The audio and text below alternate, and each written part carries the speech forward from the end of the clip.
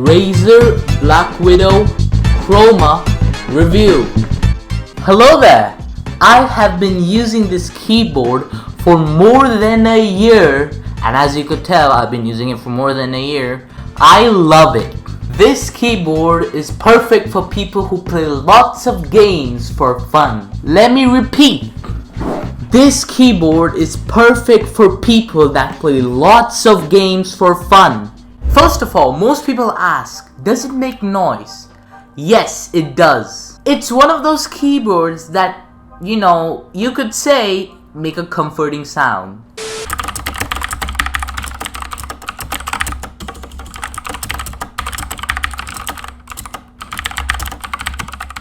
They have green mechanical switches that Razer made themselves, and being honest, I didn't have a single problem with these.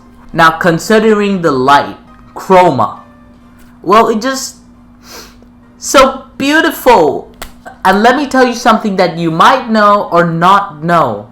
When you use chroma or lights on anything, you might love it and probably will produce dopamine for a week.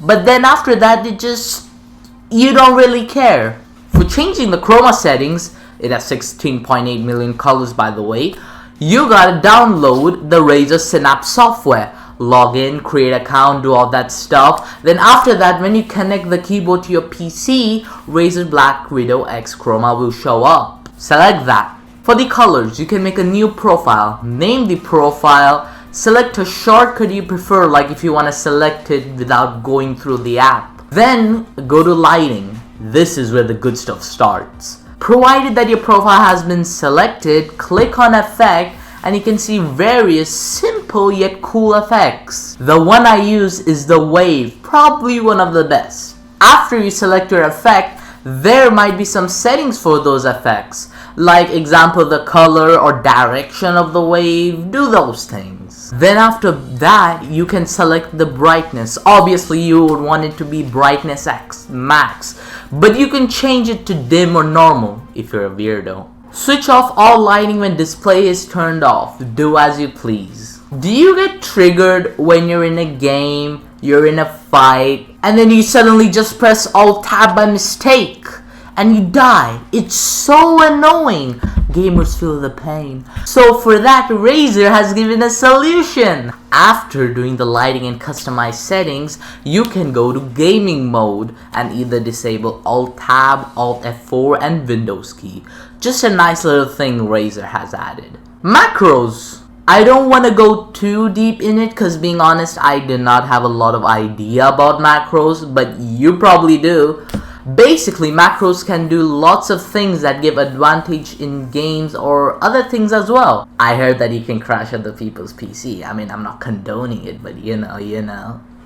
The price of this keyboard ranges from $90 to $110, which is pretty good, considering there's some very expensive keyboards for stupid reasons. I'll leave a link in the description if you consider buying it.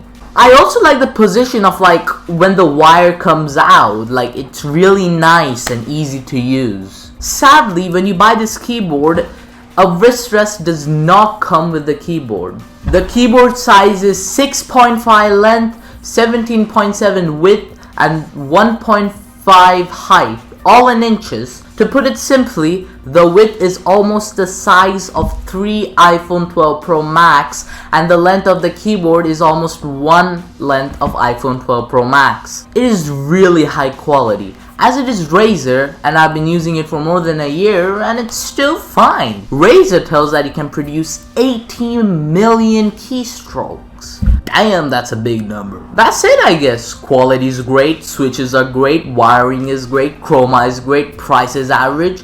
Yeah, I recommend this. I don't see a reason why you should not buy this. Maybe if you don't like loud sounds, but yeah, that's the only reason I can think of. If you guys found this video useful in any way, you know what I'm gonna say. Subscribe and like. And you guys can check out my other videos. I do other tech reviews, gaming skits, and regarding the keyboard, you could say that buying this keyboard is a pro gamer move. Oh my god, that was cringe.